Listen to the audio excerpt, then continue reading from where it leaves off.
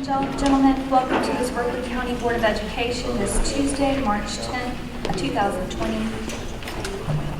I call this meeting to order. I declare there's a quorum of members present and the media has been notified. I will now entertain a motion to approve the agenda. Make the motion. Second. There's a motion by Mr. Ramsey, a second by Mr. Vigero to approve the agenda. Is there any discussion? Hearing none, we'll call the question. All in favor, please respond by saying aye. Aye. Opposed, nay. The ayes have it. 6-0. Now entertain a motion to approve the minutes for the regular meeting on February 25th, Make the 2020. Second. There's a motion by Mr. Ramsey. Second. Got the second. All right.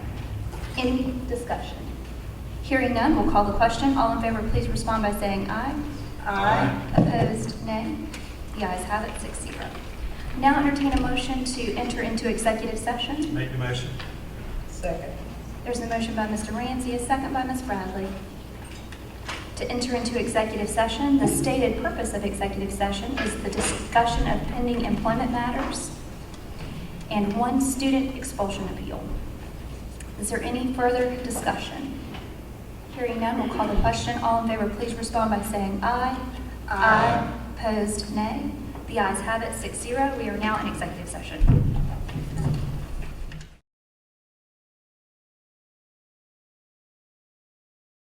Entertain a motion to return to regular session. I make the motion. Second. There's a motion by Mr. Ramsey, a second by Mr. Light to return to regular session. Is there any discussion? I'd like to state for the record that no action was taken in executive session.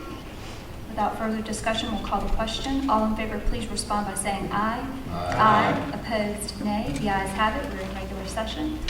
Please stand to acknowledge our teachers of the year.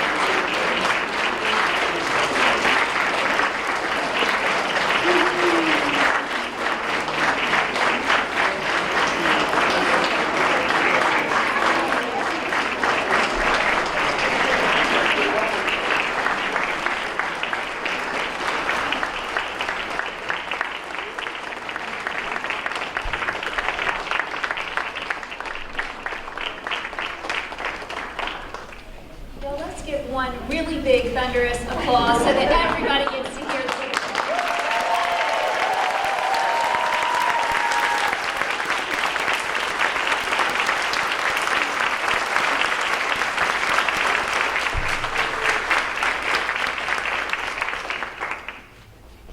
Please stay standing for the Pledge of Allegiance in a moment of silence.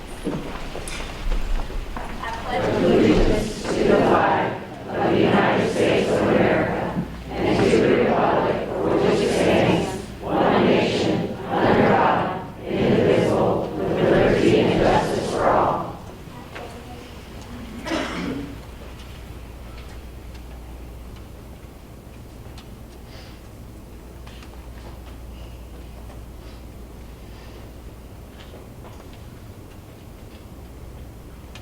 Thank you. Please be seated.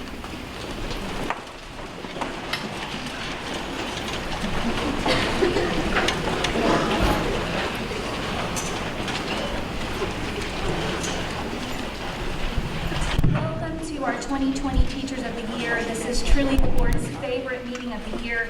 It refocuses us as a board and a district on our most valuable asset, our outstanding teachers.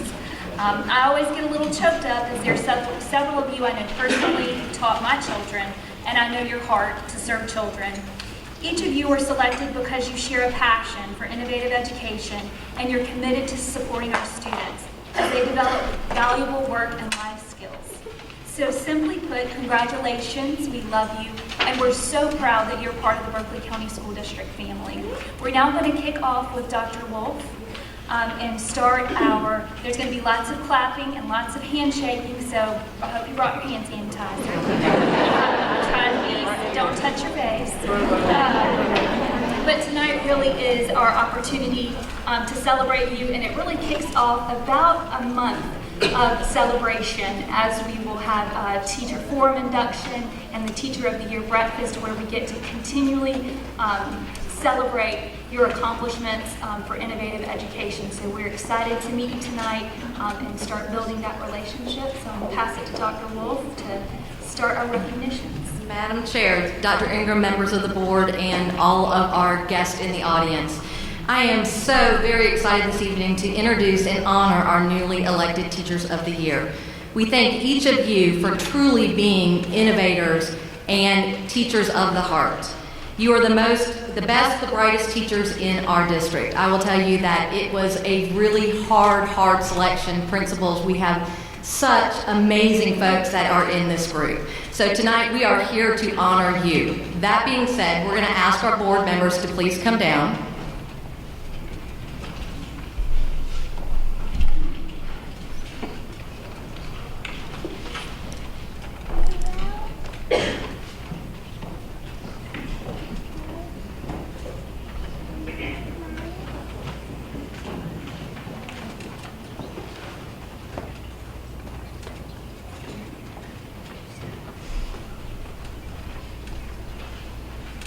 At this time, I will introduce each school's Teacher of the Year. When your name is called, please come up and shake each board member's hand and then return to your seat. Once all Teachers of the Year have been introduced and seated, I will then announce our top 8 semi-finalists for the honor of Teacher of the Year. So we will start with Berkeley Alternative School, Mr. Owen Brittle, Secondary Science, 6 years. He was not able to be with us tonight. He's at a basketball game, but we do want to honor him.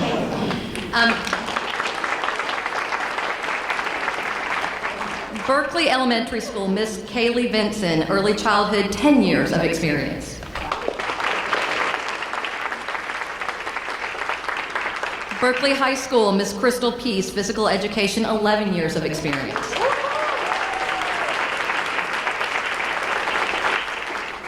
Berkeley Intermediate, Miss Corrine Tuttle, preschool, special education, 5 years. Berkeley Middle School, Miss Celia DeMonte, 6 years social studies, 6th grade social studies. Berkeley Middle College, Jonathan Golden, 11th grade English, 24 years.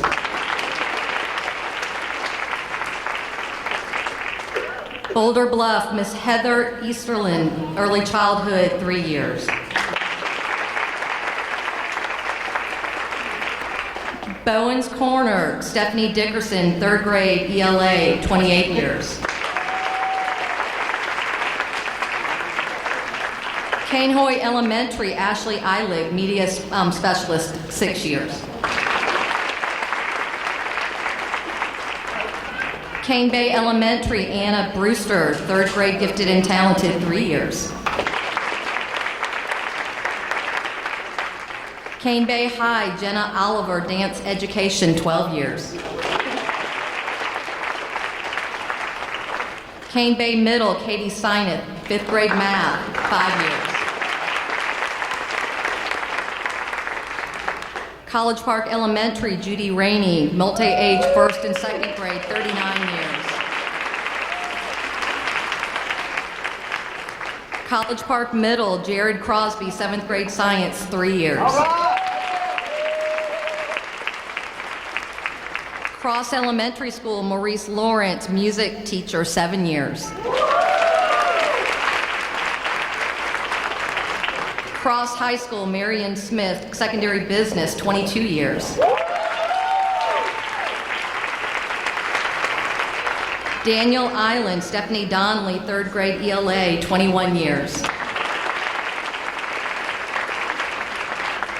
Devin Forrest, Christy Cannon, music education, 15 years. Foxbank Elementary, Kathleen Rowland, 3rd grade teacher, 9 years. Goose Creek Elementary, Dee Donahue, 4th grade, 8 years. Goose Creek High School, Emily Robinson, secondary French, 9 years. Bonner Elementary, Kristen Morris, 2nd grade, 10 years. Hanahan Elementary, Ivy Mom, 3rd grade, 9 years. Hanahan High School, Amy Rogers, theater, 24 years. Hanahan Middle School, Alex Brock, 6th grade science, 3 years. Howe Hall Ames, Angela Rogers, theater teacher, 11 years. J.K. Gordine, Virginia Lynn Dubé, media specialist, 22 years. Macedonia Middle School, Sabrina Ross, special education, 3 years. Merrington Elementary, Tracy Connor, 5th grade, 4 years. Merrington Middle School, Michelle Baum, 7th grade math and science, 6 years. Mont Holly Elementary, Jimmy Freeman, 4th grade, 8 years. Nexton Elementary, Natalie Pittman, kindergarten, 23.5 years. Philip Simmons Elementary, Haynes, 4th grade, 15 years.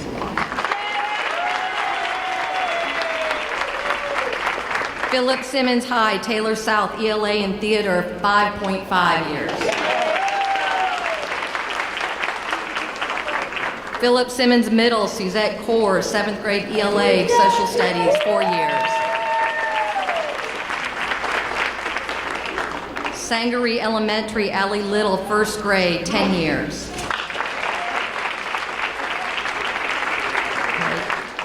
Sangaree Intermediate, Rebecca Long, 3rd grade, 7 years.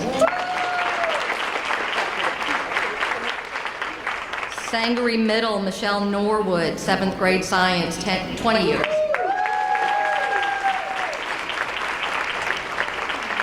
Sedgefield Middle, Katie McFarland, ESOL teacher, 10 years. St. Stephen Elementary, Melissa Williams, 4th and 5th grade GT Math and Science, 10 years.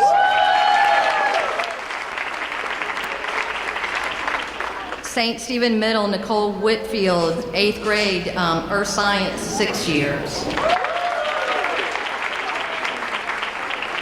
Stratford High School, Ricky Reyes, secondary Spanish, 15 years. Timberland High School, Lane Rue, secondary social studies, 14 years. Westview Elementary, Jennifer Beaver, media specialist, 19.5 years. Westview Middle, Arthur Jasinski, physical education, 14 years. Westview Primary, Melody Noon, 1st grade teacher, 6 years. And last but not least, Whitesville Elementary, Carolyn Davis, media specialist, 28 years.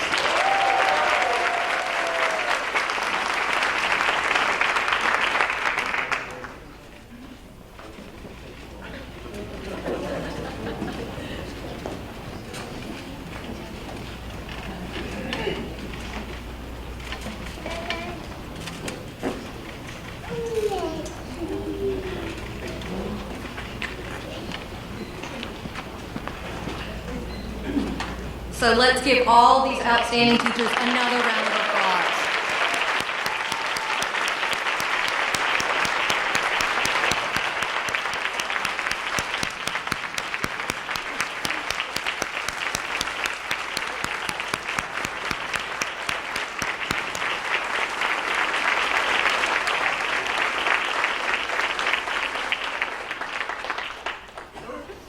And now I introduce the top 8 semifinalists for the 2021 District Teacher of the Year.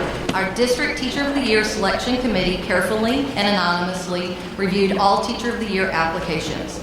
These announced semifinalists will move on to the next round, where they will engage in a performance task that is centered around our BCSD work and life skills. So as I call your name, I'm going to ask you to please come up again to go through the recession line and then stand over here so that we can then take a group picture. So are we ready for the top 8?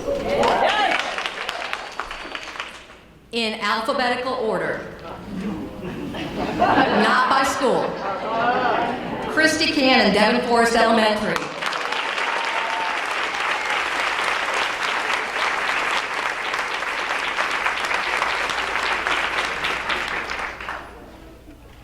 Suzette Coors, Philip Simmons Middle.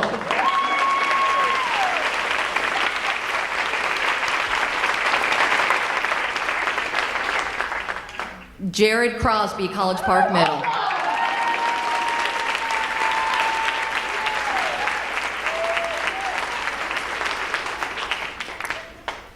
Carolyn Davis, Whitesville Elementary.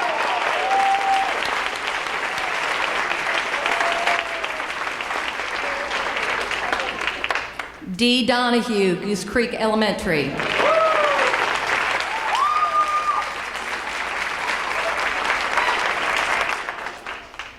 Allie Little, Sangaree Elementary.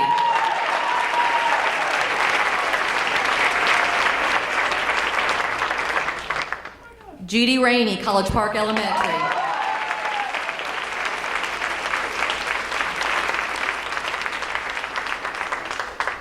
And Sabrina Ross, Macedonia Middle.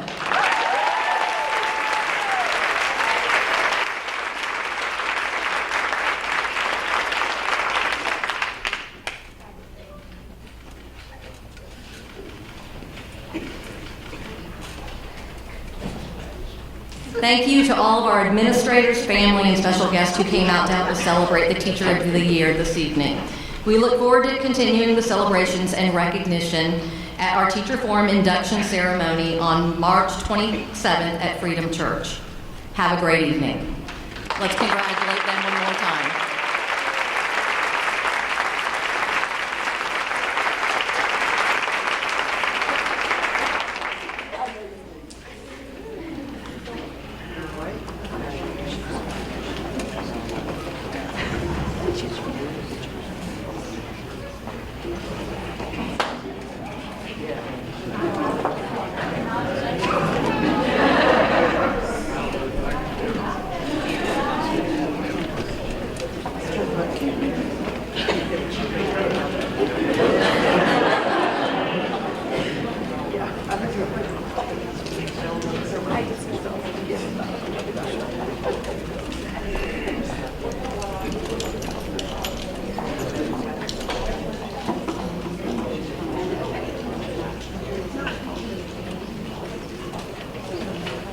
Way to go, Jared! Woo! Way to go, G! I can outdo it.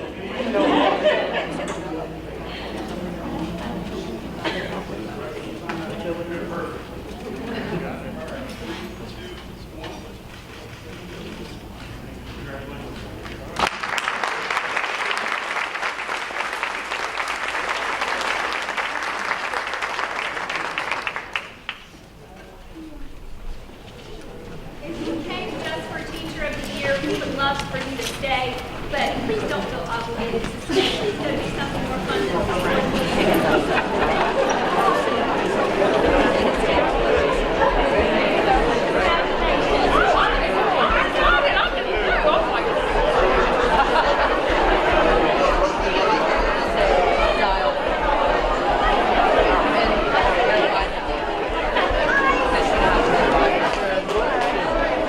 Congratulations, McFarland. How are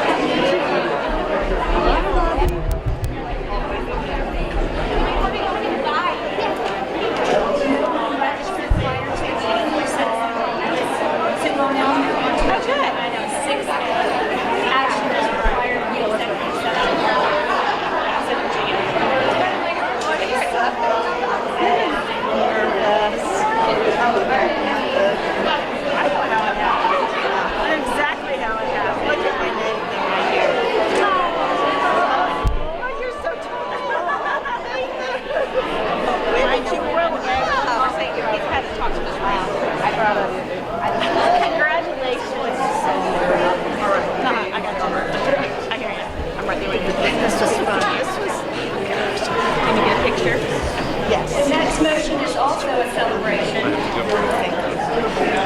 So I move to accept the recommendation of the administration to name Mr. Tim Evans as the new principal of Timberland High School with a contract to take effect on July 1st, 2020.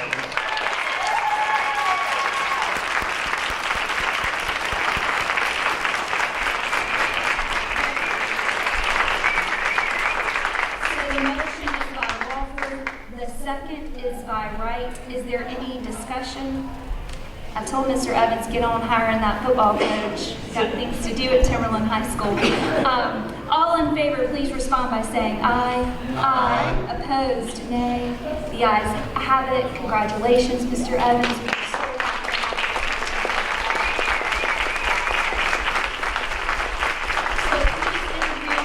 We always say accepting leadership position at a school district is a full family affair because you have to have support and commitment from your entire family. So please tell us who you brought with us to support you in your new role at Timberland.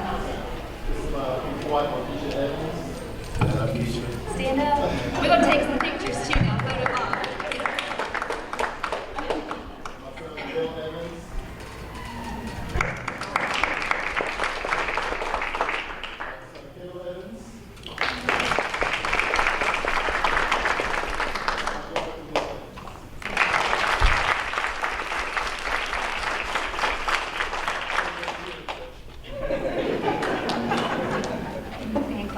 I'll say, please, we all pose as a family for a picture. Do y'all mind?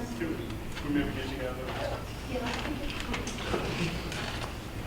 We love to celebrate.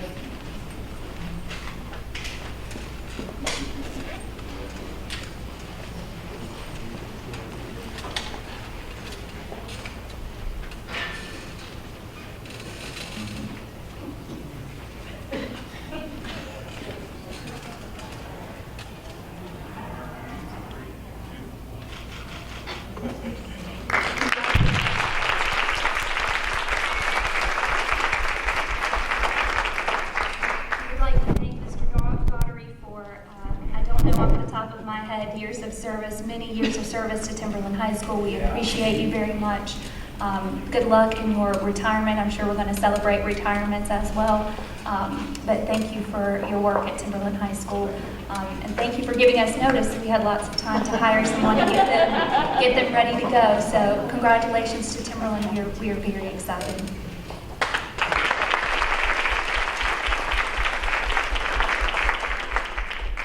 We'll now move on to the other items from executive session. Ms. Kelly.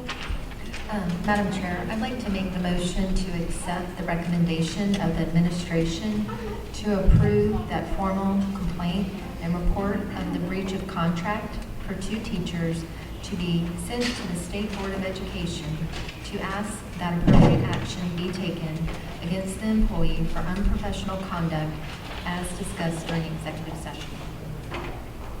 Second.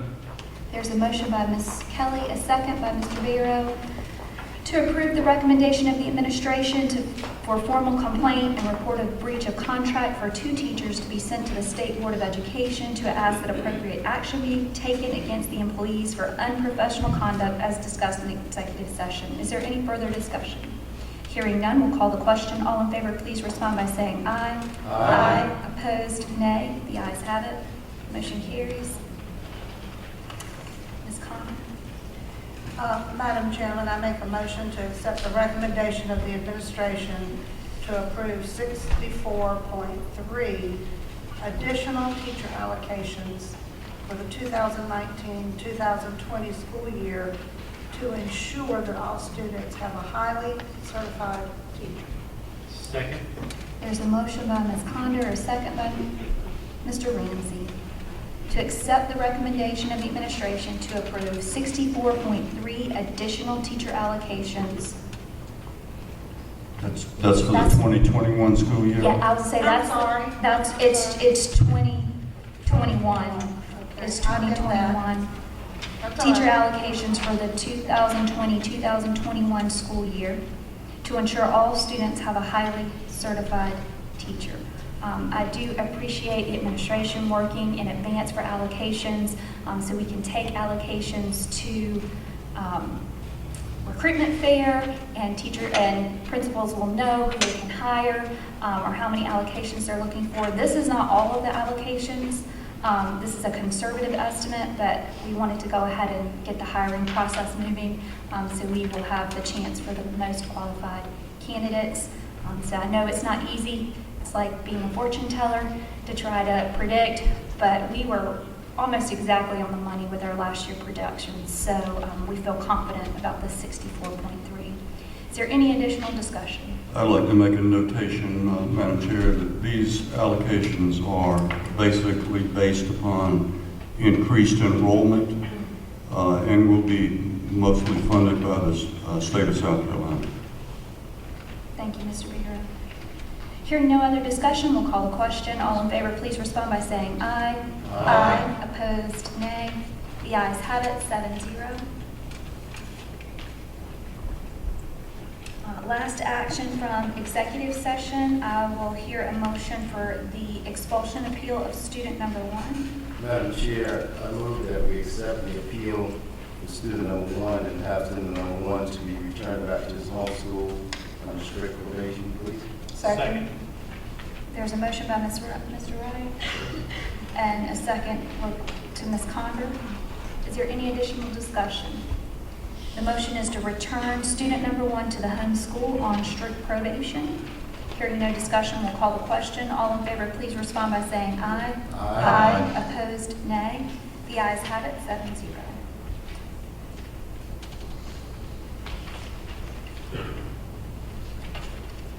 And all the excitement, I got off, but now we're back on. Superintendent's report, item 7A. Dr. Ingram, we've had all kinds of things going on.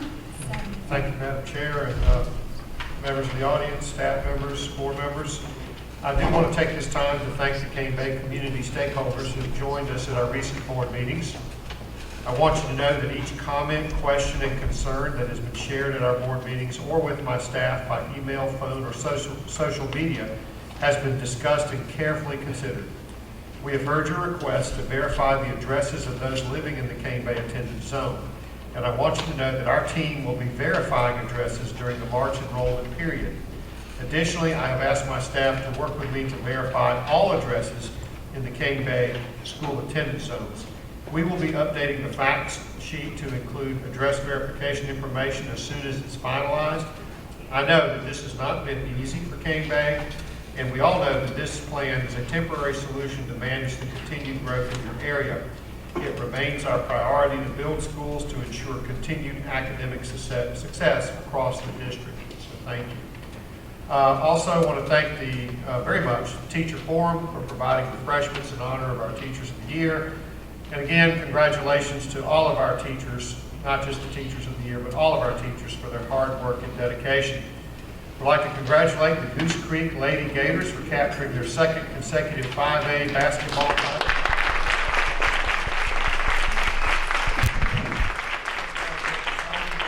Lady Gators defeated Clover 42-38. And as a former basketball coach, I must commend Dr. Susan Gelman. She sat beside me at the game, and she is very adept at officiating from the stands. She's very adept at that, and I was impressed as a former basketball coach. You're very knowledgeable, Dr. Gelman, about basketball.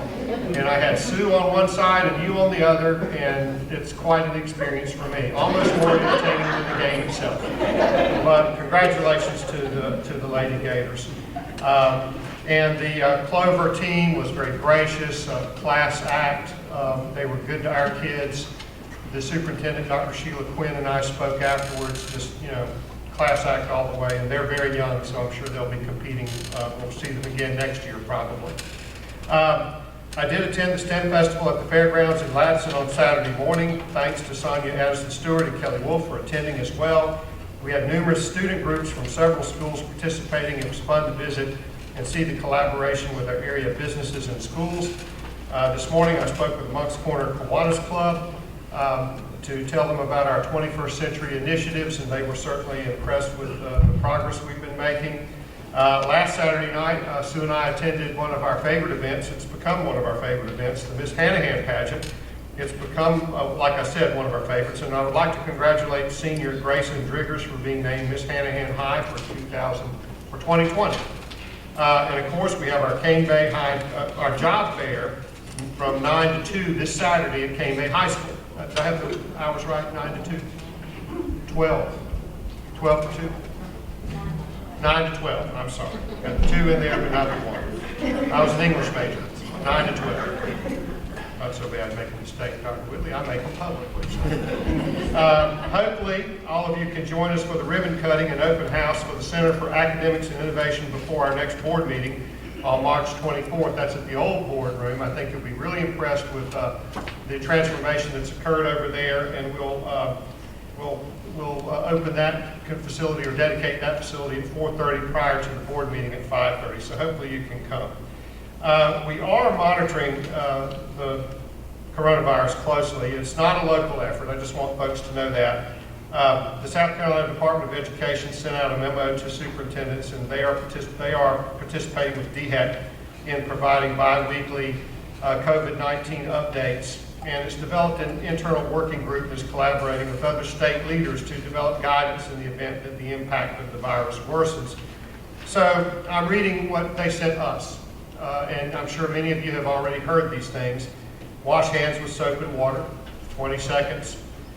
Use alcohol-based hand sanitizers, which is what we did just a few minutes ago. Avoid close contact with those who are sick.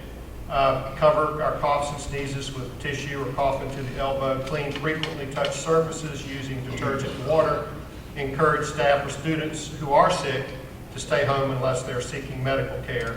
And getting this year's flu vaccine if you haven't already done so. So they're still encouraging people to get the flu shot. And avoid large crowds or international trips to the following countries with level 2 or higher advisory alert from the CDC: China, South Korea, Italy, Iran, and Japan. I think we have 7 confirmed cases in South Carolina, but if we use common sense approaches, there's no need to panic. But I just want you to know that nothing that we would do school-wide is our decision alone. It's really driven by the state and the Center for Disease Control. So we'll be monitoring that as necessary. We'd like to highlight our spotlight schools tonight. Brittany Silver, Westview Elementary. Brittany, thank you, Brittany, for being here. Sarah Red from Mount Holly Elementary School. Thank you, Sarah. Beth Warner, Boulder Bluff. Thank you, Beth. Christy Calvin, Devon Forest. Christy, she's not here. Nicole Wilburn, Cane Bay Elementary. Nicole, thank you so much for joining us tonight. I almost forgot. We do have our 2020 Honors Chorus Saturday, March 21st at Cane Bay High Elementary Schools, 2 p.m., middle and high schools, 4 p.m. So, Madam Chair, that concludes my report for the evening. Thank you, Dr. Ingram. Next up is agenda item 8A, the temporary committee assignments. If quorum is not present, we have a quorum on all committees. So we will now entertain a motion to adjourn the full board so that we can move into committee meetings. I made the motion. Second. There's a motion by Mr. Ramsey, a second by Mr. Wright to adjourn the full board to move into committee meetings. Is there any further discussion? Hearing none, we'll call the question. All in favor, please respond by saying aye. Aye. Opposed, nay. The ayes have it. We'll now move on to academics and innovation. Ms. Conner.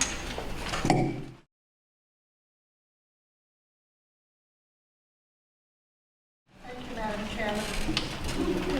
I'm calling this committee on academics and innovation to order. I declare there is a quorum of committee members present and note that the media has been given proper notice pursuant to the Freedom of Information Act. The first agenda item is the Head Start Budget Expenditures Report for January 2020 and Head Start Credit Card Report for January 2020. I make a motion that we accept the report. And is there any who wants to second it, Mr. Moore? I just want to second. Okay. But there is a little discussion. I'd like to clarify a couple of things real quick about the credit card report. One of our members of my particular committee is not here tonight, Ms. Littleton. And she brought it to my attention that there was some question about a charge of $9.14 that was on the credit card report. But thanks to Dr. Wolf, she was able to clarify that for me. It came up repeatedly on the credit card report, and what it is basically is a charge for a background check, correct, Dr. Wolf? So I just wanted to clarify that for public knowledge. And I thank Ms. Littleton for bringing that to the chair's attention. So without further ado, if there's no further discussion, we'll move to vote. All in favor, say aye. Aye. Any opposed? Nay. Say nay. And the ayes have it. The motion carries. The second agenda item is the 2020-2021 Berkeley School District adoption of state textbooks. Dr. Wolf, you're recognized.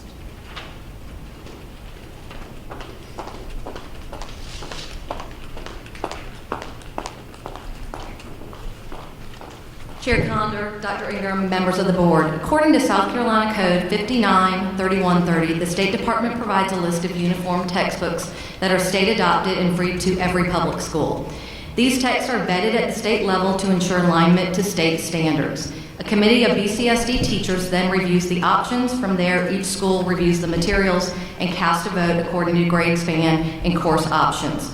Based on this process, the following textbooks are being brought for consideration.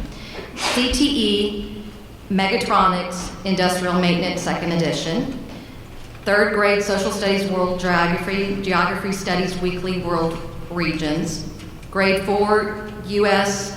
Social Studies, South Carolina My World Interactive Activity Pack, Grade 5 U.S. Social Studies, same South Carolina My Activity Interactive Pack, Grade 7 National Geographic World Cultures and Geography for Geography and World Regions, Math grades K to 5 Envision Math, and Math grades 6 through 8 Big Ideas Math. All of those textbooks are on display at the back. They will be on display for the month of March until our next board meeting for review. Thank you, Dr. Wolf. Do I hear a motion? Make a motion to approve the committee recommended books selected by teachers from each school as presented. I second that motion, but I would like to make an amendment. Because of the nature of one of the textbooks being the only choice that we're given by the State Board of Education, I'm not saying anything against the State Board of Education, I will clarify that. But if we have only one choice, to me, I find it a little difficult to just adopt the book, just because that's our only choice. So I'm going to amend the motion, or ask that we amend the motion. Can we do that? You can ask for a friendly amendment, or you can make a motion Okay. for an amendment. So it Okay. depends on, Mr. Barrow made the motion, so he can either accept the friendly amendment, Okay. or you can make a motion, but you need a second. Okay. Might be hard for it to come out of committee with only 2 people. Yeah, that's what I'm thinking too. So maybe So table this? what happens if we don't accept, so if there's one book out of a group of books that we do not find acceptable, if we don't accept it, we don't get free copies of it? Correct. We don't have to adopt. That is up to us as a board if you want to adopt those, or you could choose to adopt some and not others. So if we don't adopt this book, and honestly, I have a 6th grader and a 9th grader, and sometimes I'm like, what are we buying books for? Because I don't see the books, but I hear that the state is paying for them. But so what position do we put the teachers of that grade in if we don't accept the book? Are they really teaching from a book, or are they teaching from a new book? Textbooks are supplemental, and I think the books that are at question are supplemental resources. They're not the actual textbook, Okay. but What they are particular- addressing South Carolina history. What particular book, Ms. Condor, what grade? Is it the 5th grade? Fourth social- and fifth grade social Social studies studies. book. So if the motion is defeated, if it's tied, it's defeated. So it just depends on when you call the question what comes out, or if you make a friendly amendment to Mr. Barrow's motion, if he accepts it. Would you accept making an amendment? Mr. Barrow? The discussion was the concern, because I think Yeah, but, yeah. We may, some of the discussion that you have in reference to textbooks, what do you find difficult? Well, number one, it was the only social studies book that we were given a choice to choose, okay? And I object highly to that. I think we need to have a better choice, a better ability to be able to choose from just one book. And also, too, I reviewed the textbook. That's what I would ask you. Yeah, I reviewed the textbook, and to me, it was very biased and very divisive. And I don't appreciate that. Can you clarify, be a little more precise? Because I don't know, I just want the information, I didn't get a chance to see it, I just want to know. Well, I would rather you review the book yourself, Franny. Okay, well, that's fine. I mean, I'm saying from a committee perspective, I was kind of like yielding to the committee to figure out what was really the concern and then take it from there. But But we've yes. got 2 weeks and you can review the Okay. book. All right. may I, are we in a discussion mode now? Do we need a Yes, we're in second? discussion. So you Okay. had a motion and a second, so you're in discussion. We've had a second? I haven't seconded Yeah, it. well- The amendment. I don't think it was ever made. So the original motion was by But I thought Ms. Condor asked. by Mr. Barrow, and second by Ms. Condor, and then there was never officially an amendment. Okay. All right, So you're we're in the discussion, phase. you're in the discussion phase of All right, I just the original wanted- motion. I just wanted to make sure we were in order, to make sure that it was copacetic. Yeah. So, Dr. Wolf, the teachers in the school district have reviewed these textbooks? They have, and I've got Brock Beaver here, who's our social studies coordinator. And Brock, if you can just add a few words of the process that they went through. Come on. It always helps for the video Yeah. if you're on the mic. If not, it's like we're looking into dead space. Madam Chair, Committee, thank you. The way the process worked, It was a little different this year because it was quite rushed. And so specifically, as our standards have changed, they are now 4th grade and 5th grade are United States history and South Carolina history. And so we already have an adopted U.S. history book for 4th and 5th grade. So what the state did is their textbook, the state textbook committee met, and for South Carolina history, there really has never been much out there as far as choice goes, as we've been through the process. And so I believe they met in November, and it's now March, and so all we have is a supplement, a South Carolina supplement, which are what these two very small books are. And once the state approves it, it goes to the State Board of Education. Once they approve it, then it comes to individual districts. And so Pearson is the company. They sent samples to the schools. Our teachers reviewed it and used a rubric, and that rubric was sent to us, and we compiled the votes. So, but if we only had one choice, it wouldn't matter how it's scored on the rubric. And can I clarify, we were rushed on behalf of the State Department, so they gave us this on February 28th, and then we have to make a decision by April 1st. So what was in the rubric?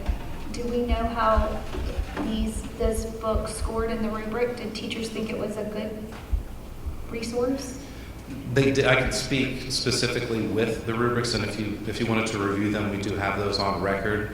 Obviously, our teachers did not feel it was the most powerful out of this earth book that there is, but given the very short amount of time being the only supplemental resource we will have starting in August, it scored 2s and 3s, which on a rating of 1, 2, or 3, most of our teachers scored 2s and 3s. So, Mr. Beaver, were there any objections or teachers that were adamantly opposed, as Ms. Condor has some issues with it? Were there any teachers that had major issues with this text or these supplemental materials? No, sir, not to my knowledge. So these are supplemental materials, they're really not the main text? No, sir, the main text is the U.S. history portion. So we would have really there are two options. So one option is not to adopt. The other option, which is a lengthy process, and we contacted the State Department, is we could actually look for our own supplemental material and submit that to the state to see if it meets board approval, and then we could bring that back, if it does, to consider for adoption. But it may be that some teachers are actually in agreement with this text. And let me ask you this. Is it the discretion of the teacher whether or not they should or should not use these supplemental materials? They don't have to use them, even if they're adopted, they don't have to use them, right? If they're Right. supplemental materials. So I don't see any reason why we shouldn't adopt them if they have that discretion. So do you or do you not want to amend it? No, I don't think an amendment is at this point necessary. Okay, when I call the question. All in favor? Aye. Those opposed? Nay? The motion does not carry. Okay. So to bring this forward out of committee, we'll need another committee meeting.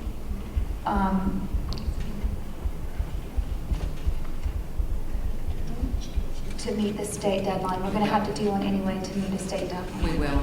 I urge, beyond the Academics and Innovation Committee, to review the text so you can decide for yourself. And I'm going to tell you, being on school board, somebody calling me and saying, this book says something crazy, I've had that conversation more times than I want to say that I have. So textbook adoption is important. We want to get it right, so everyone please review the text, and then we'll reschedule the committee meeting, because some of them are need to be adopted, so we'll need to bring it back. Madam Chair, so are we saying that none of the text on this list were adopted tonight? Yes, sir, and That's what we're saying. I'll say you could make a motion to accept all, but you could table one. You can make a motion to I see no reason to hold a time delay on the ones that there's no objection to. Well, Mr. Mayor, you're free to make that motion. Thank you. I've already made a motion to adopt them. It's- If we want to, Yeah, that motion's failed, so if you want to vote again, you have to remake the motion, so you could move to approve all textbooks with the exception of 4th and 5th grade social studies. I can't make the motion, I'm not on the committee. well, I'll be happy to do that. Madam Chair, Ms. Conger, I make a motion to adopt all of the textbooks as presented by Dr. Wolf, with the exception of 4th grade and 5th grade social studies. I'll second that Would motion. that not be social study? Is that supplementary of? Just a supplementary, as I understand it, that's a supplementary social studies text. Correct. Supplemental material. I second that motion. All in favor? Aye. Aye. Aye. The motion carries. We will adopt all of the other textbooks that are on the list. I'm sorry, that list was right here in front of me a second ago.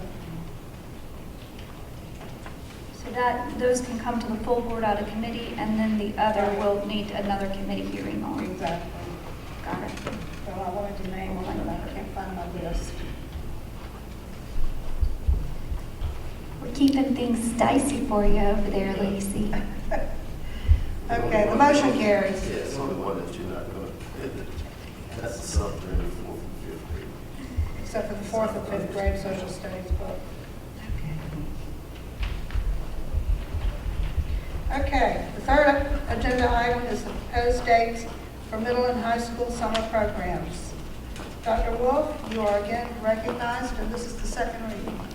So each year, administration brings summer programs proposed dates to the board for approval. Presented tonight for second reading are proposed dates as presented in February for first reading for middle school content recovery from June 8th to July 16th, high school credit recovery April 22nd to July 30th, and initial credit from June 3rd to July 30th with summer graduation on August 10th. Okay. What's the pleasure of the committee? I make a motion to accept that. Second. Okay, all in favor, say aye. Aye. The motion carries.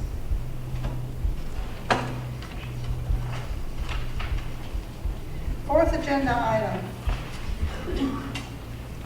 The big picture, student achievement, data, and video. Dr. Wolf, you are recognized, and I've been waiting for this all night. Okay, so we can get excited about something in academics here. Yeah. I would like to recognize Dana Cousins, who is our accountability, data and accountability director. Good evening, Madam Chair, Dr. Ingram, and board. In your packet, I have prepared just a one-page summary of our data from our 2000. At Berkeley County Schools, our students are more than data points. They're not just numbers. Our teachers are encouraged to personalize learning, to innovate. Sorry, Dr. Ingram, I stole your thunder. I'm not going to touch it. So, in your packet is a one-page, just a quick snapshot of the data that was reported on our 2018-19 school report card. If you have time and would like to look at it, if you have any questions, I'll be more than happy to answer them. Additionally, I included some information about the profile of the South Carolina graduate and how our report cards are calculated. So I am now going to turn it over to Dr. Wilson. So one of our board values is that our students are not merely just a data point. And so therefore, we really wanted to change how we typically did this presentation to not just show you data in isolation, but to show you all of the curriculum and instructional initiatives that go around what makes up the accounting for that data. So we wanted to show you what we're doing in Berkeley County in terms of innovation and where we're going in terms of our data.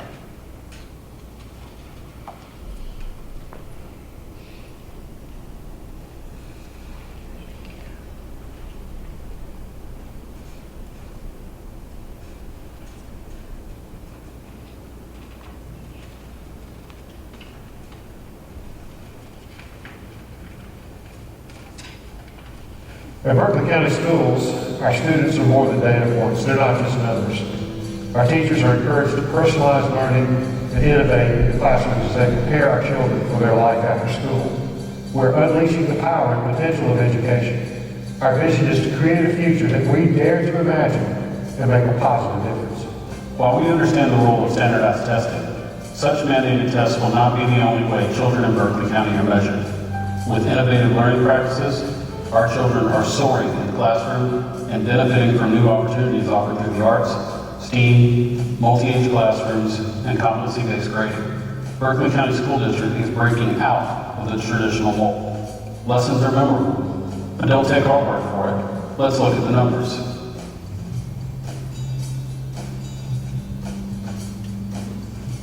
All of our schools are exploring personalized learning. In fact, 26 have participated in trainings led by the State Department's Office of Personalized Learning. 23 of those schools receive a rating, and 20 are measured by the state as average or above average in ELA or math. In addition, 87% of our students in grades 3 through 8 show average or above average growth in ELA. 93% of students with disabilities in grades 3 through 8 show average or above average growth in ELA. 80% of those students show average or above average growth in math. All schools have dedicated and innovative coaches, specialists, and coordinators working hand in hand with teachers in classrooms. 20% of our students are served by the Gifted and Talented Education Program. Schools with high populations of English learners have implemented dozens of out-of-the-box interventions. As a result, 52.8% of our English learners are making progress towards English proficiency, and that's higher than the state average.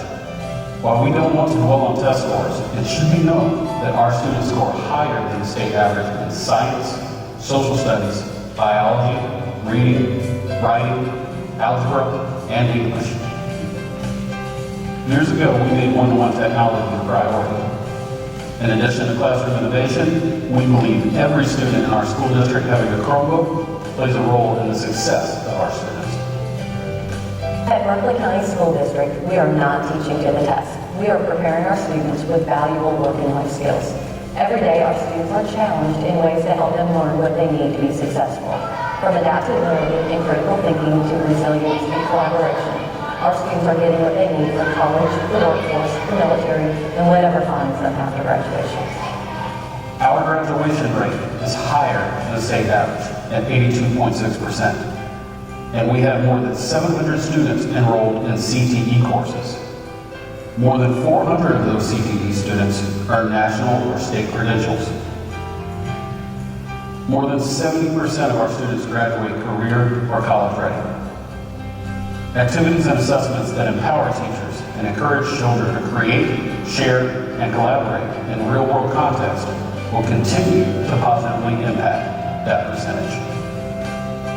At Berkeley County School District, our students are prepared to make a positive difference.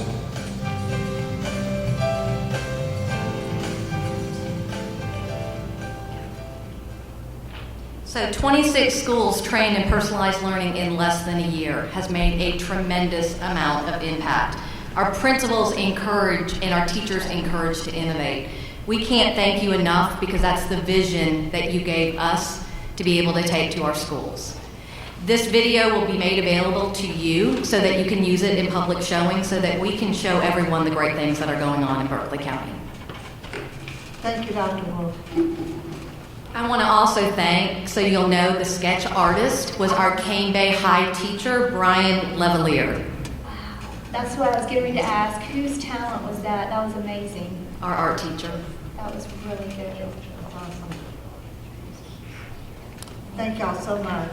We appreciate that so much. And I would also like to add that I know I'm pretty familiar with what the statistics were about 2 years ago about our students being career or college ready.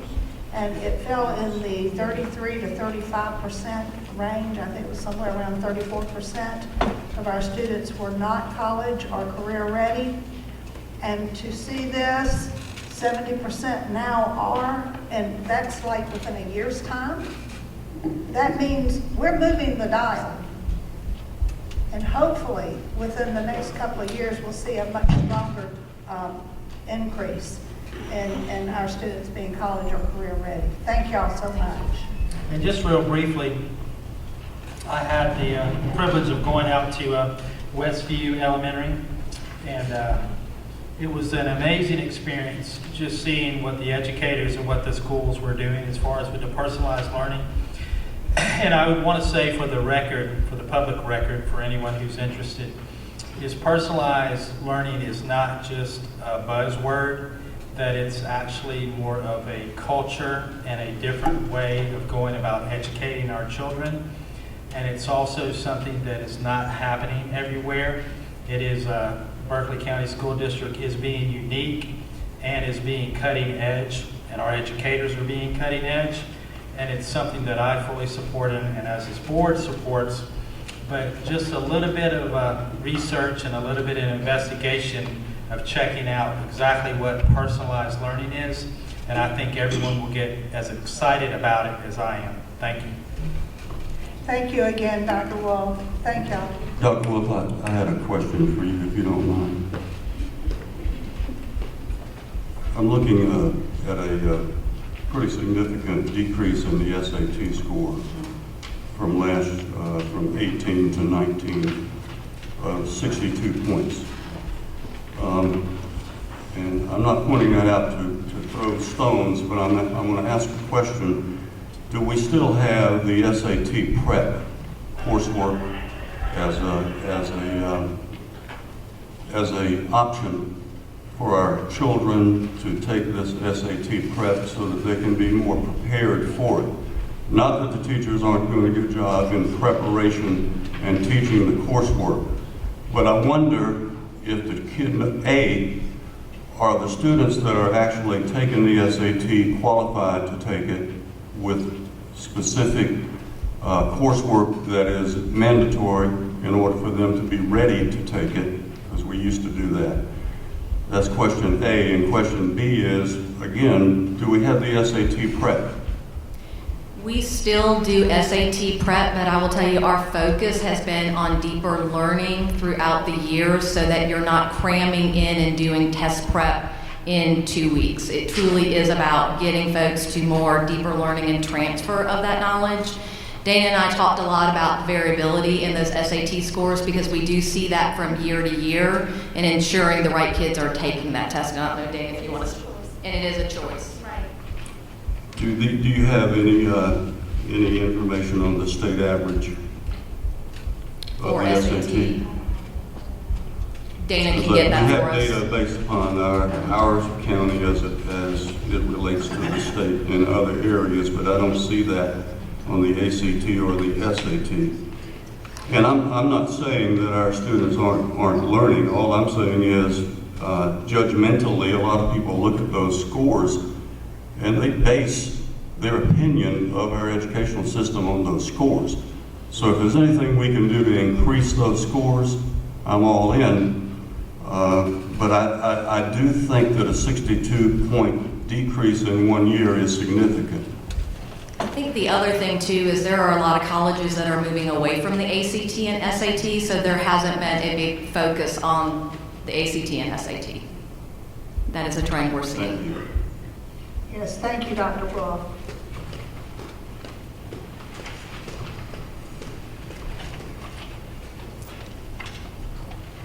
At this time, I will entertain a motion to adjourn this committee meeting so that the Finance and Human Resources Committee meeting can begin. I so move. Is there a second? Second. All in favor? Aye. Aye. The meeting is adjourned.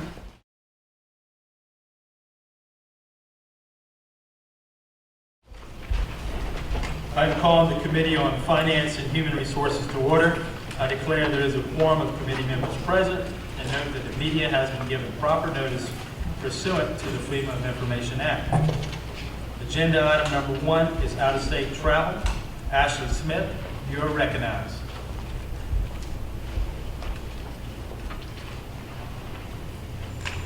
Good evening, Chairman Ramsey, Dr.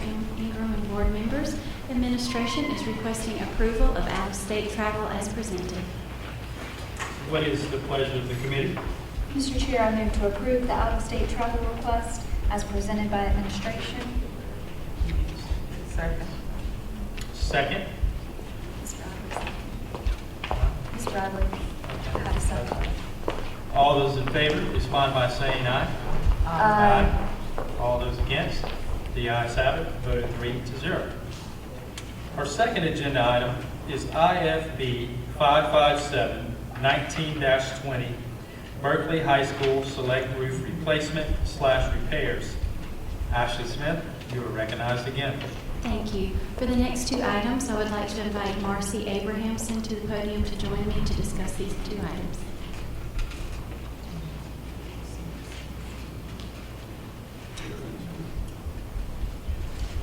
Good evening, Chairman Ramsey, members of the board, Dr. Ingram. The first agenda item we have for procurement tonight is agenda item 557-1920, Berkeley High School Selective Roof Replacement. We recommend award to Roofco Incorporated of Sumter, South Carolina, in the amount and accept the base bid of $345,620. What is the pleasure of the committee? I move to accept the base bid and award IFB 557-1920 to Roofco Incorporated of Sumter, South Carolina for select roof replacement and repairs at Berkeley High School for a total of $345,620. Second. We have a second. All those in favor, respond by saying Can I ask a the question. Yeah, is this is for the main building where the water pours in near the trophy case? Does somebody from facilities, is that where we're fixing? Please tell me that's where we're fixing. Yes, ma'am, it'd be that area as well as other areas in the main building, the old gym, locker rooms on both sides, boys and girls side as well. Very good. Actually, the area in the main section was areas B and C that we had to decline because of the budget. So those were the alternates. No, sir. Yeah, those were in the alternates. What area of the main building is being Actually, the only thing, area Q is near the shop area where the annex building, the CTE building. And B1 and H1 is the old gymnasium area on that section. Those are the places in the worst. right. And I do know too, Ms. Walker, that trophy cabinet area, that's been repaired there right now. So it's not leaked the last rain. So we have had them in there to roof repair on that area. So. Okay. But it is part of the age of the roof that we do have in there if we had money available. Yes. And this did come in way over budget than what we anticipated. So James actually had to pull money from his contingency to make the main, the worst areas happen. But we can look at putting that area back on capital projects for next year. What is the market's just tough to procure someone right now, or did they get? Basically, with ADC in there, they did. I don't know exactly why it came in so big. We had like, I want to say, and Marcy, you can answer that. I think we had like about 9 to 12 roofing companies that did put a bid in on that thing out there. Okay. 8 total. 8 total. Okay. And they were all relatively high. I will tell you, our engineer from ADC was very surprised how high this came in. And I think it has a lot to do with the type of roof on that building. I would say to that, yes, absolutely. Okay. All right, I'm sorry. Thank you. You're welcome. Any further questions? Well, one thing, roofing is a lot more expensive right now. But if there's no further questions, we will call the question. All those in favor, respond by saying aye. Aye. All those opposed? The aye has a vote of 3-0. Thank you, Marcy. You're welcome. Okay. Our third agenda item is IFB 558-19-20, Mount Holly Elementary School roof replacement, additional areas A through F. Ashley Smith and Marcy, you are recognized. Thank you, Chairman Ramsey. IFB 558-1920 is Mount Holly Elementary School roof repairs for additional areas A through F. We recommend award to Keating Roofing and Sheet Metal Company for areas A, B, D, and F as the base bid. Alternate 1 is area C, and alternate 2 is area E, for a total of $908,600. Now, is that roof currently metal, or are we going from asphalt to metal? You know that? No, it is currently right now a build-up asphalt roof. This is the original roof that's being replaced, and this does take care of the entire building there being re-roofed. So how approximately is that roof? That roof is roughly about 24 years of age. And I like the assessment that we made, the decision to go to metal. I would suggest that, from my perspective, most times when we can, we should. Even if we incur a higher cost in the beginning, metal is just a roof that's going to last forever. Where asphalt will last 25 years. Right, maybe 20. Right. And we've been very fortunate, both this school as well as Devon, which we have slated coming up as well. We've gotten long life expands out of these two roofs. So, yes. Without question. Thank you, James. Yes, you're welcome. Any further questions? I move to accept the base bid, alternate 1 and alternate 2, and award IFB 558-1920 to Keating Roof and Sheet Metal Company Incorporated for select roof replacement of areas A through F at Mount Holly Elementary School for a total of $908,600. Second. All those in favor respond by saying aye. Aye. All those opposed? The ayes have it, a vote of 3-0. Thank you, Marcy. Thank you. Last is fourth agenda item is Governor's Proclamation March Procurement Month. Ashley Smith, you are again recognized. Thank you. A copy of the Governor's Proclamation recognizing March as Procurement Month has been loaded to board docs for your review, and I would like to thank Marcy and her procurement staff for her contribution and dedication to Berkeley County School District. It's well deserved. Yes, it is. Thank you very much. Thank you, and I do want to take the opportunity to recognize my staff. I'm here presenting every week, but it's really my staff that does the hard work. So I've got a team of 5, and they're great. Thank you, Marcy. At this time, I will entertain a motion to adjourn so Facilities and Capital Planning Committee meetings can begin. So moved. Second. All those in favor of adjournment, say aye. Aye. All those opposed? We are now adjourned.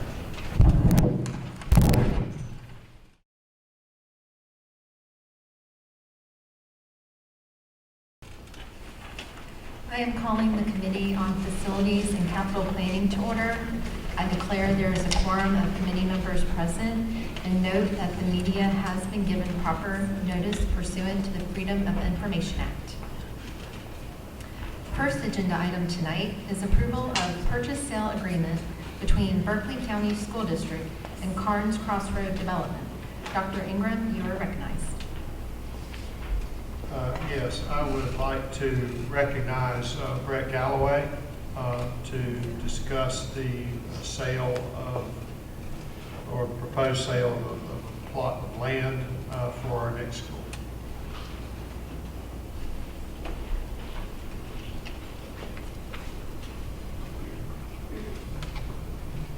So I'm not sure if you want all the level of detail that I can give or just a brief summary, but I'll start with a brief summary. If anyone has questions, I'll go from there. We've been working with the developer at Carnes to work in a collaborative fashion, in which they help to offset some of the costs that the growth produces. In exchange, we pay a fair purchase price for the property. The property was identified as in the area that we need, and it's a good piece of property. And we came to terms in conjunction with our facilities people and the developer, and we feel very strongly we've made a great deal for the district. And it should be noted that the fees generated by the agreement with the developer exceed by a factor of 2 to 3 times the cost of the land. Because Brett, how much were we looking per acre as far as purchasing this land? $60,000 an acre, which is a discount. And how many acres are we looking to purchase? It's 35 acres of high ground, give or take. We still have to get subdivision approval and actually survey it. Because in some folks' opinion, this land could be worth as much as 200 to 300. So we're getting a pretty severe discount, would you say? Yes, in fact, it's arguably a good multifamily site as well, and you could get that that amount of money. So the purchase price is excellent. And on top of that, they refund the purchase price by a factor of 2 to 3 times along the course of collecting the impact fees. And it's pretty much just a perfect location because it's the location that the board was shown previously. That's correct. It's within the cone, almost in the center of the cone, where it would be ideal to locate a school. It's where growth occurs. It'll be walkable and bikeable for many of the students in this growing area. So we're very pleased to be able to work that out. And I would just like to say on the record, this is where I'd really like to thank the developer of this development. They have proven time and time again a ability and a desire to work with the school district, so they have a long history of excellence, and I feel like they stepped up, and I would love to see other developers follow the same path, because at the end of the day, having a world-class Berkeley County school at this location is going to help that community and that developer out, and I feel like the other developers, if they would realize the same, that we could work together with them as well. And Brett, I just feel like you've done such an excellent job with this. I really appreciate it. Thank you. Thank you. And I echo your sentiment that the developer really worked in a collaborative fashion. We identified issues and solutions to those issues that work for both parties. And we're both very pleased and excited about where we ended up. May I ask a question about the issues you studied? Was one of them traffic? Has anyone studied the traffic pattern up in that area? Traffic was a consideration. There's another private school, Northwoods, that's nearby, so we took into consideration the impact in the neighborhood itself, but also the impact that reducing the number of car travelers and reducing the number of drop-offs by doing a K-8 would have, and both of those are positive effects from the traffic perspective.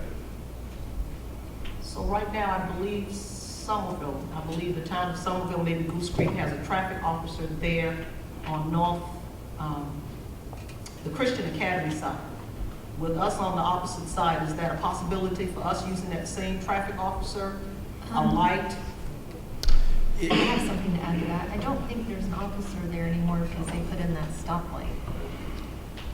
Right, I don't know if an officer's still there. It's certainly something we can coordinate. We also talk about coordinating bell schedules so that the traffic is not coming at exactly the same time to both schools, which should be relatively easy to manage. And we're also trying to work with obtaining sort of a second access corridor, if you will, to aid in circulation. That might be a phase 2 that we're actually able to add the second ingress and egress, if you will, but that will also help control traffic. I'm just happy that we're getting cooperation from the developer, and he is really selling us a prime piece of property at a bargain price. And, you know, we would be, I would say, remiss if we did not take advantage of it. Especially given the growth that our county is experiencing right now and the number of new students that are coming into the area. The folks in Carnes Crossroads, I'm sure, would be very delighted to have this school available to them. And a lot of the children, some of the children that are in the Carnes Crossroads area go to the Cane Bay schools and attend those schools. So it will help take the pressure off of the overburdening of the Cane Bay schools if we have this elementary and middle school built in the Carnes Crossroads area. So the sooner we can act on this, the better off we're going to be district-wide.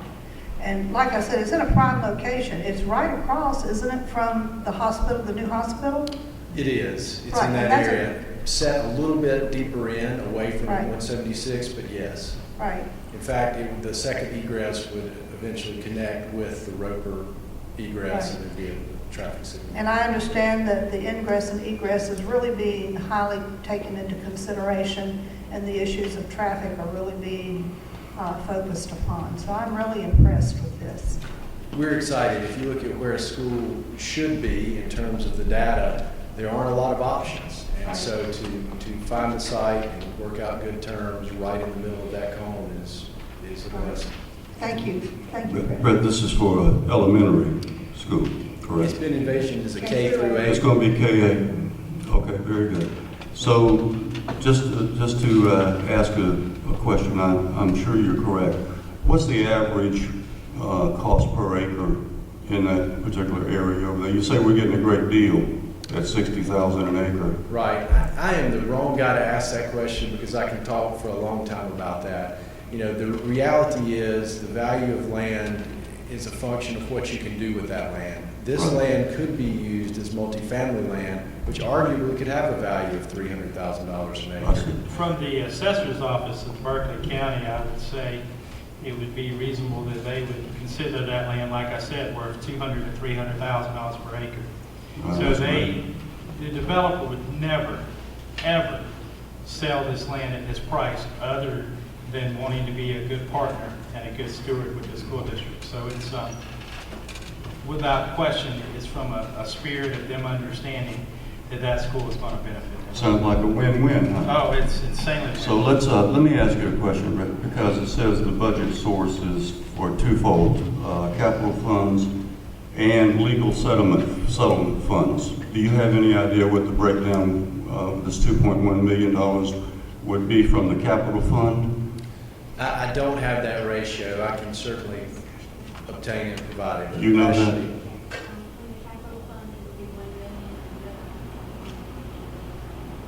Okay. Ms. Smith indicated that it's $1 million from the capital projects and 1.1 from the legal settlement funds, which is excellent. So we don't have to spend that much money in procuring the land, which would be the total cost of the school itself. So we're getting a great deal. We spent almost $2 million at Fox Bank just to get the dirt right on the free land. So you're in the same ballpark with Highland to start with and perfect location.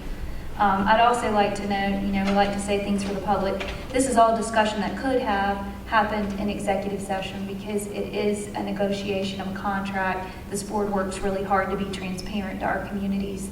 And because of the integrity of the developer and already having essentially reached terms with them, we could discuss this in public. But a lot of times we have to have these negotiations in private to try to protect our interest. But thankfully, we're at the point in time where we can have this discussion publicly, which is, I think, very exciting for the Carnes community, but also very important to the Cane Bay community. So, Brett, I know you have worked tirelessly, hours upon hours on this, and we're very grateful for the result that we have with this. Thank you, It's sir. a grand slam. There's no other way you could look at it other than it's just a grand slam, and it was needed. It's the World Series. It's the 7th game. You're down to your last out, and you need a grand slam to win. And that's what the Cane Bay community needs. They needed a grand slam, and I feel like we're going to deliver. So, again, excellent. Thank you. Any more discussion? What is the pleasure of the committee? Madam Chair, so moved. I accept the recommendation of the committee. Second. All in favor, say aye. Aye. Motion carries. I was in the last hand, and I'm sorry. All right. The second agenda item is proposed transportation schedule for the 2020-2021.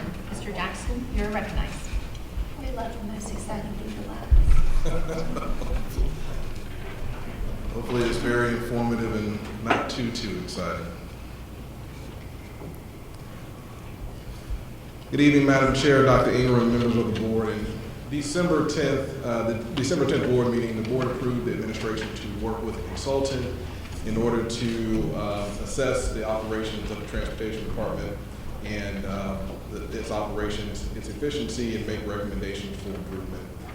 Soon after that meeting, we began working with the consultant and hosted community meetings, meetings for presentations for principals, assistant principals, cabinet members, and even had an opportunity for provide information to the board. Based on that information, a proposal has been developed, and at this time I'd like to welcome Mr. Scott Denton to the podium, and he will present the information.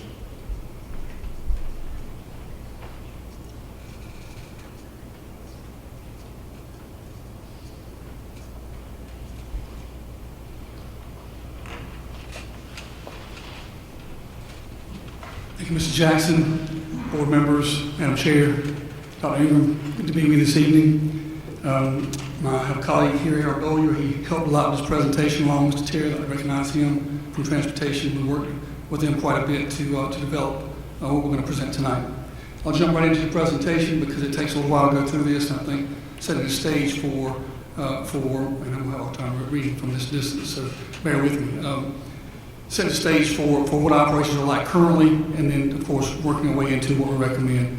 Currently, the district runs about 194 district-owned or state-owned buses. The buses currently have a difficult time arriving on schedule. As you probably know, some of you may get calls sometimes related to that.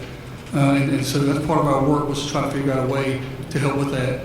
And I'm actually going to take this thing out so I can read it myself. Closer to it, so maybe do a better job with that.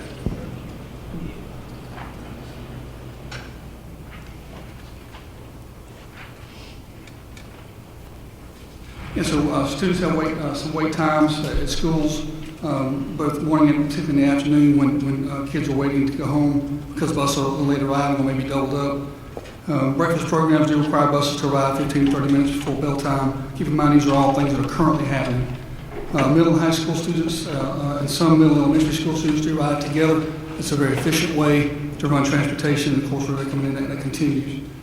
Most buses are already double or triple tiered. When I mention tiers, I'm talking about buses that serve an early start school, a school that may start a little bit later, and then one that starts the latest. That'll be a triple tier bus. They serve all three.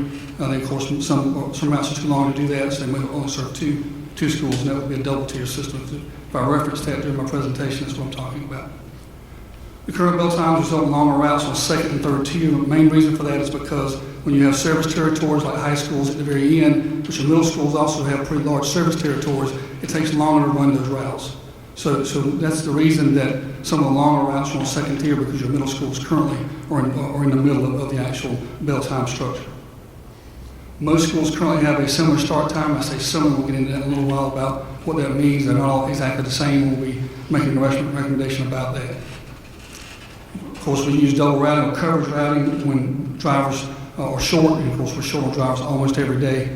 So obviously we have to make, it's like putting a puzzle together. You're trying to figure out how to get kids home. So you may have to pull a driver from one area, a bus from one area to cover a route when somebody's out. And that just is something that's a significant issue. We're going to do a comprehensive route review. That's currently underway, I believe, or at least starting up very soon with the implementation of a routing system. And of course, traffic and growth has had a negative impact on operations. So I sort of explained staggered bell times already. It's just a system where school bell times are strategically different to allow for districts to address educational operational objectives. Operational being trying to get kids to arrive on schedule to and from school. And you already use staggered bell times. This presentation, this recommendation, will recommend we modify that bell schedule soon. We'll show you how that looks in just a minute. Some constraints for just multi-tier busing in general. RTW, runtime windows, is a concept we'll talk a little bit more about here in a little bit. And that's a very significant concept because it's really the amount of time between the start and end time that you need to run a route and be on schedule to arrive at school and serve the next school on schedule. So the runtime window, the time in between you need to run, is a very important concept. What works in the morning may not work in the afternoon. That's driven by you may have a larger window in the morning to deliver, but the window in the afternoon is compressed and not as long, but the route takes the same amount of time. So sometimes we have to look in transportation when we're making changes, what's going to happen with the morning, then we have to flip that and look at the afternoon to make sure it's going to be, that this is going to work in the afternoon as well.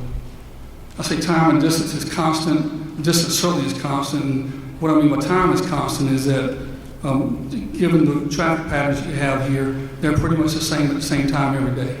So that time it takes for that bus to go through that traffic, make it through the stoplights, make those turns, make those pickups for students, typically doesn't improve day to day. It will remain constant. That's something we have to consider when we look at the route. Of course, we mentioned earlier about the 15 to 30 minute drop off in the morning. Long routes during the middle of the transportation operational cycle, I mentioned the middle schools, limiting some of that, limiting the effective use of your resources. Logistics, buses and drivers require necessary time between bell schedules to be able to arrive on schedule. That's just a thing that we have to emphasize enough. You have to have enough time to get there. And currently, there's not enough time in some situations for the buses to run. There could be some early AM drop-offs at schools. They help sometimes, but it's not always supported, and I understand why. When you've got an administration who has teachers come in 30 minutes in advance, transportation needs to drop 45 minutes in advance, there's nobody there to supervise the kids.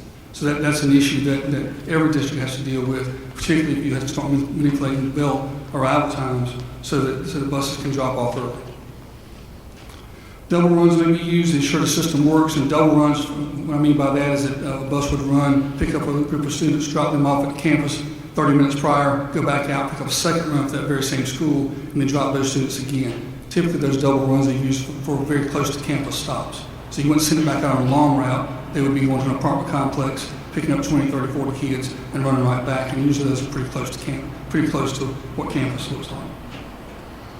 And of course, field trips sometimes using yellow buses and drivers are limited within school operating hours because when you're running multi-tiers, they can't stay out past the time they got to get back to serve that first school in the afternoon.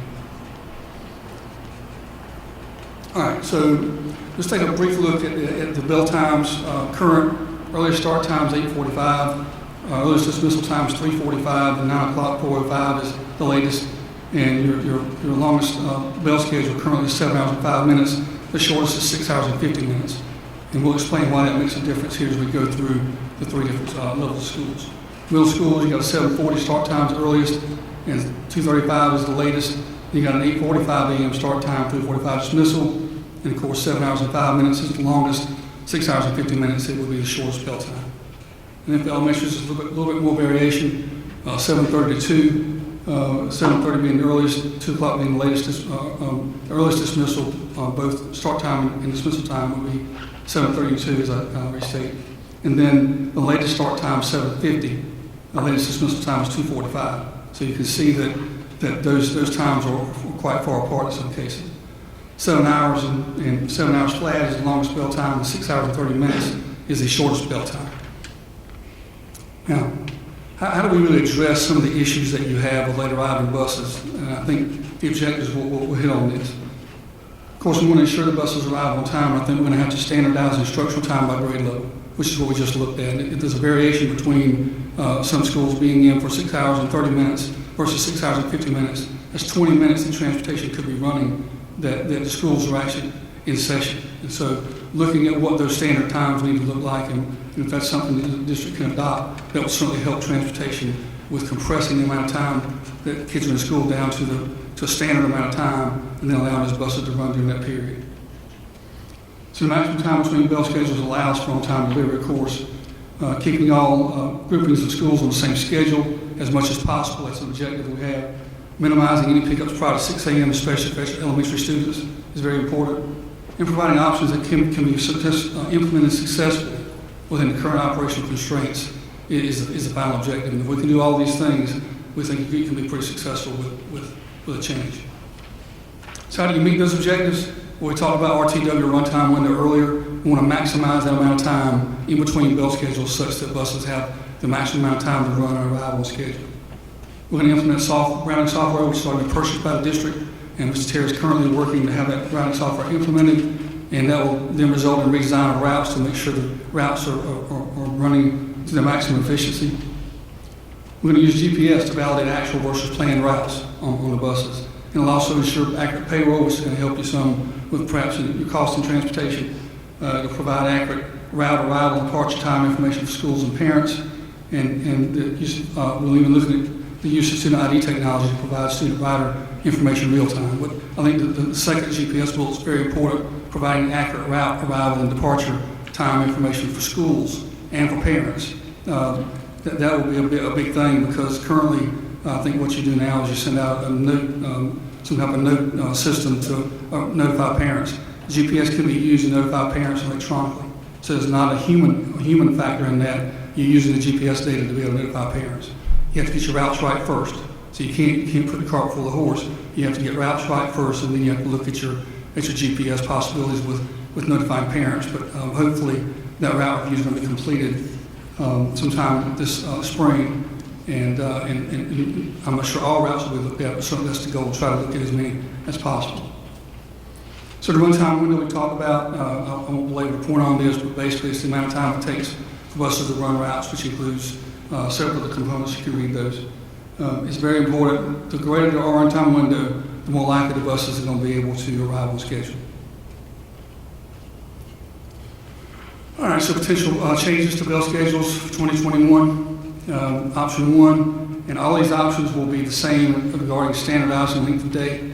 We'll move high schools to 7 hours and 5 minutes, currently at 7 hours, I believe. Middle schools to 6 hours and 55 minutes, and elementary schools to 6 hours and 30 minutes. And that will be a consistent thing you'll see through all the options. This first option in maximizing runtime window does keep the levels of schools on the same schedule, and it creates the additional runtime window that would improve the arrival time for buses. This is the least impactful change you can make to gain the most through the operational change. It would keep high schools at basically 9 o'clock. Middle schools would move to 8:05 and have a common 8:05 start time. And elementary schools would move back to 7:20 start time, at currently 7:30. And you can see that the dismissal times would be, of course, 1:50, 3 o'clock, and 4:05, which does create a larger runtime window for many schools and allow buses to have that extra time to run. So if you didn't do anything with routing, but you adopted this proposal, more buses will be on time because buses have more time to run. Okay, with the additional increase in looking at routing, then you'll also be able to hopefully get some gains there as well, and a lot of the issues that you have would be fixed. You won't fix them all until you get all the drivers you need, of course, and that's another issue, but this will definitely be a big help. We looked at other options, and we'll discuss 2 or 3 more with you. Of course, keeping the standardized length of day the same by grade level. This one is a more aggressive approach, and it requires a lot more change on behalf of the district. We would move high schools would stay at 9 o'clock, middle schools would move to 7:20, and then we would have your elementary schools would be tiered 7:20, 8:15, and 9:15. This does require the most radical change in the district, and we currently do not believe, in our professional opinion, that you can successfully pull this off this year. Now, would you want to look at it down the road? I think you might want to look at it again down the road to see if you can gain some additional efficiencies. But right now, with all the other changes that are happening in transportation, we don't think it's a good idea to go with option 2. Some other options considered, we did look at moving middle schools to an early start time and high school to an late start time and keeping all the elementaries on a standard schedule, 8:15. The reduction in runtime window, the time that compresses runtime window, it takes away from runtime window, would not allow option 3 and or option 4, which is similar, which just flips high schools to another start. It would not be feasible for you to do either one of these options. You don't have enough runtime window in between to be able to execute these options. So the other options, we looked at about 7 options, and out of all the options we looked at, only 1 can provide the increased runtime window that you need to enable buses to improve on-time arrival and be able to successfully implement in 2021. Common impacts on parents. Of course, you have adjustments in personal schedules. It's something that happens anytime that you change. Like a change in bell times, you'll have some, but these changes that we're recommending would be less invasive on parent schedules than would any other type of change you can make, because you basically keep them all on the same schedule. You move them back a little bit for middle school and elementary school, but you're not really changing more than a few minutes each way. Earlier or later wake-up times for students, of course, depending on what school start time is. Before and after school care arrangements may be needed, and probably not as much for elementary. That was a big discussion item when we had parent meetings. How will kids be affected if you go to a 3-tier approach with early start time for elementary, middle start, a later start time for elementary, and then the latest. Then you do have quite a bit of disruption in parent schedules, and child care becomes an issue with that. So that's something you have to consider if you ever decide to go that route. And of course, after-school programs can be affected based on dismissal times. We don't believe that would be much of an issue as well. So real quickly on your timeline, we did meet with Superintendent Cabinet back in February. We also had a meeting to discuss recommendations with the school administration, principals, assistant principals. We had public comment meetings. We're providing a board update tonight. Of course, we have communication with parents and students are ongoing, and staff as well. We believe you have to finalize the decision by March 24th, because if you don't decide, you don't have enough time really to do anything for next year. It's already late in the year to make a decision like this. You can pull it off because the changes are not radical changes. But you need to go ahead and decide, because schools print materials for next year. There's lots of things to do to get this ready to go for next year. So you would need to make a decision, in our opinion, in March. Then, of course, your implementation would occur during April through August. So generally from the parent meetings, which I got blistered just after the parent meetings, so I'm like, we haven't even decided anything yet, we're just getting input. So we believe option 1 is the most acceptable option to our parents based on the feedback from the parent meetings? Based on the feedback we got, yes. It is least disruptive. It keeps everybody on basically it's almost the same schedule, varying by 10 or so minutes, maybe 20 minutes, but it's not a radical change. And so it allows parents to keep their basic same schedules and drop off in the same pattern they've been dropping off in the past. And you may have some schools that move by 20 minutes because their times are starting later than others. So you could have some move of 20 minutes or so, but it's the least impactful for the most gain you can get, for sure. Okay. Some of those highlights, as you mentioned, parent meetings. Question, go ahead. I was just going to say, number 1 is the what I would advocate for, because I met with Mr. Jackson and this gentleman's group early on, looking at some of this, and then I did my research. And a lot of times I look at other school districts that are growing like we are, that have some of our same issues, and Greenville is currently going through the same thing we are in some regards, looking to change how they do their busing as far as changing the schedule. And but first I want to commend Mr. Jackson and also Mr. Terry, our transportation director, for realizing that if you're walking and you're banging your head into a wall, stop walking and banging your head into the wall and go another direction. So I feel strongly that we have to do something different, because what we're doing as over time is just not cut. It's just like on social media where we're asking people, hey, if you feel like you want to do something good for the community, volunteer, be a bus driver. And that's an idea this board had early on, was go to the community and say, hey, we're in desperate need of bus drivers. Put the word out. A lot of people talk that they want to do something. We need you. And this is the same situation here, is that the busing under Mr. Jackson and Mr. Terry's leadership has improved dramatically. They've done a phenomenal job as far as moving us from where we were just a year ago, but we recognize we have to move further. So from my perspective, I strongly advocate at this time for number 1 option, and down the road, we might even have to pursue the more aggressive options.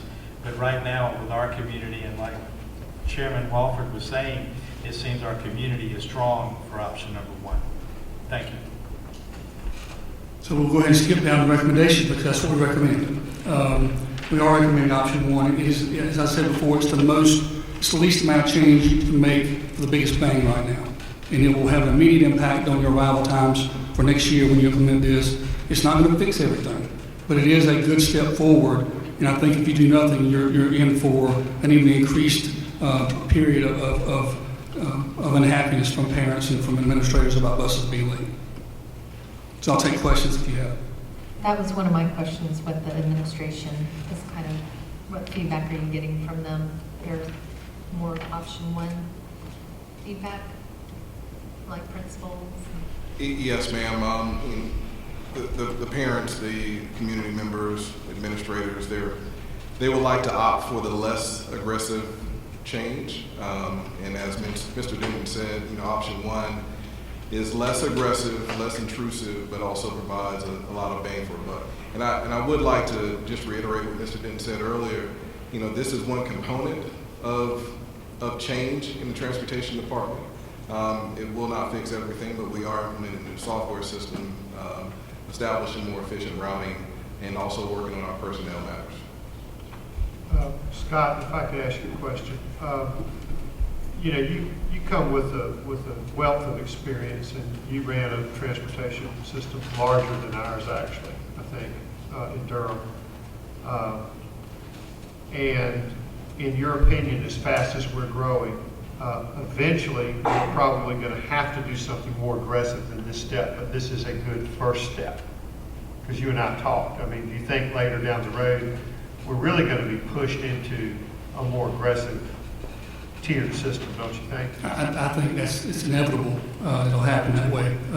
In fact, bullet number 3 on the current slide sort of addresses that. I think you'll have to go back and look strategically again at this. I think you can probably get away with a year or two of the current bill schedule, and it'll take you that long to get all the routing software in place and evaluate how that's working. So I wish, when I went to Durham, we had some real serious issues, and this was one of them. And I could have sworn, because I'm an action kind of guy, I could fix this in 6 months to a year. And it took me 3 years to fix it. And so I tell you that when you have the amount of work that transportation folks have to do in implementing new routing software, getting staff trained, getting everybody up to speed, it'll take you a good 2 years to get that running the way it needs to run. And probably somewhere around November the second year, maybe October the second year, you want to go back and start revisiting this, because it takes time to look at this, get parents involved, get community involved. So you have to start early if you're going to make a decision that's going to change a lot of lives. And so just keep in mind that if you wait too late to get started, it'll be another year before you can implement it. And you're, I mean, you know, Scott, he's not the type of guy to brag on himself, but he's actually jumping back into the game that started in Union County, North Carolina, the 16th of March. Yes, that's correct. So we won't be seeing him much anymore. But there were so many things that we had to do that really, in my opinion, based on what Scott has told me, that we really don't have a choice but to do option 1 first, because it's a tiered step, because there were so many things that weren't right to begin with, you know, and getting to the GPS system and actually using the routing software is going to be big, but it's still going to take a lot of time because we still have to train. So we've got to really, I don't want anybody to be under any illusions. This is a really hard road ahead. And we might see some more pain before we see it get better, but increased runtime windows, that is absolutely essential in a fast-growing place with the traffic problems we have, because if we expect people to get on time with the same amount of time, you guys drive every day on these roads, you see what it is. You know, one wreck on 526, and I know about that, I've had 2 of them, you know, it slows things down quite a bit. So, you know, we have to do something different. If we don't do anything different, it's going to be the same. And nobody wants that. So if this is approved, when we implement, August? Yes, sir. Okay. Any more discussion? Do we have a motion? What is the pleasure of my committee? Madam Chair, I move that we accept the recommendation by administration to accept the proposal of transportation. I will second that. All in favor? Aye. Aye. Motion carries. At this time, I'd like to entertain the motion to adjourn this committee meeting. So moved. All in favor? Aye. Aye.